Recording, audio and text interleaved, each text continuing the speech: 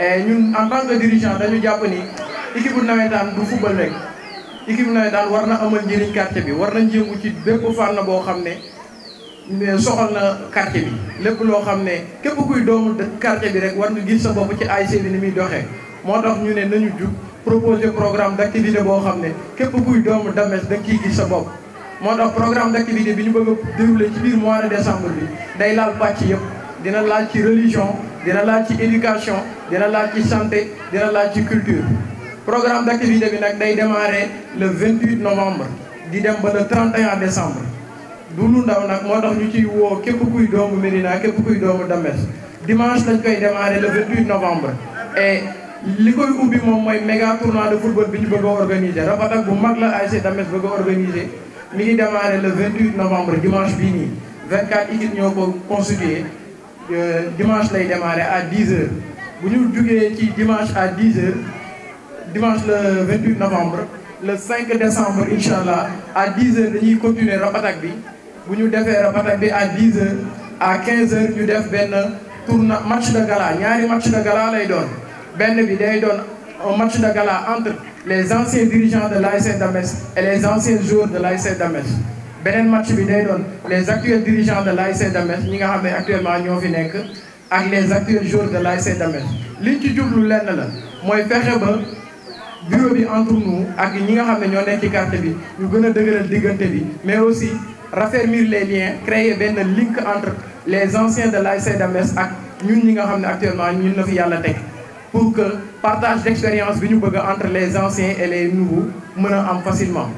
bu ñu jugee ci match de gala boobu le 5 décembre le dimanche 12 décembre incha allah dañuy continuer rapatak boobu à 10h buñ ci le 12 décembre le vendredi 17 décembre incha allah à 10h dañuy def benn enchaînement ak 72h le vendredi 10 décembre à 10h dañuy def benn séance de récital Coran ci biir quartier bi objectif bi lenn la mooy ñaanal ñi nga xam ne ñëpp ñi ngi woon ci quartier bi di sonn ci ASC bi ñu defal leen journée de prière à 10h buñ ci jugee à 15h dañuy def benn débat intergénérationnel ñëpp ñoo xam ne ñi ngi ci quartier bi doon ay référence ay modèle de réussite ñu woo leen ñu toog ak ndaw ñi waxtaan ak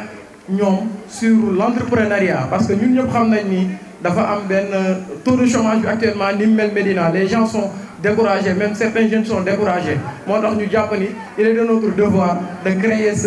ce cadre qui va permettre aujourd'hui à tous les jeunes de pouvoir encore une fois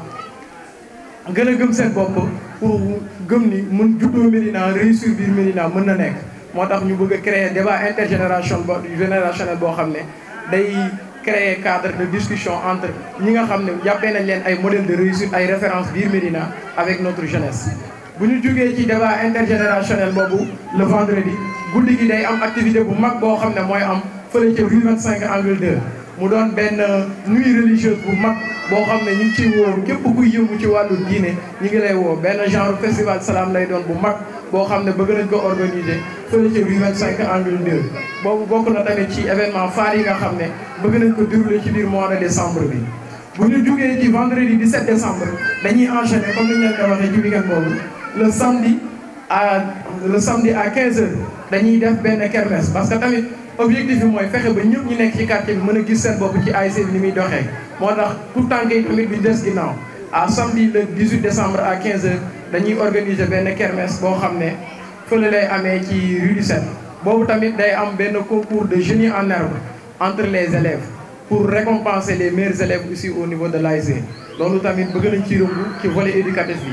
gën a soññ xale yi ñu gën a góorgóorlu si volet boobu buñ ci jugee le samedi 18 décembre guddi gi dafay am soirée ambiance avec le groupe Sico boo xam ne objectif bi mooy sargal groupe Sico parce que seen taxawaay ci biir ASC bi je pense que mérité na ñun en tant que membre du bureau ñu jug sargal leen moo tax le 18 décembre incha allah ci guddi gi dañu bëgg a sargal groupe Sico buñ ci jugee dañuy enchaîner ba tey dimanche 19 décembre bi dañuy continuer rapatak bi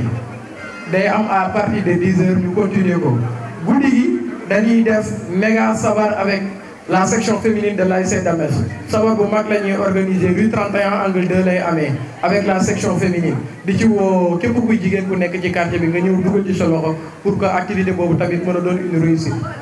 bu ñu jugee le dimanche dañuy enchaîner le 26 décembre le 26 décembre journée médicale mooy am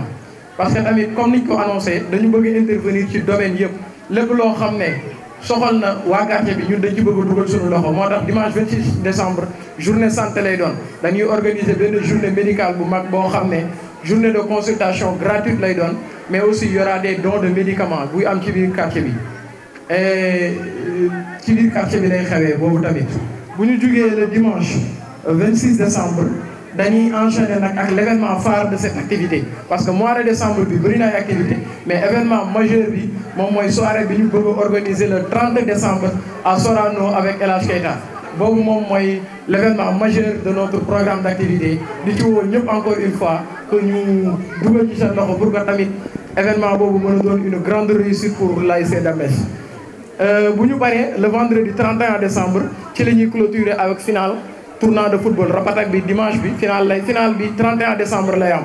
finale bi tamit dañ ciy profito ñu defaale sargal à nos anciens parce que tamit am na ñoo xam ne ñi ngi woon ci quartier bi yàgg ci sonn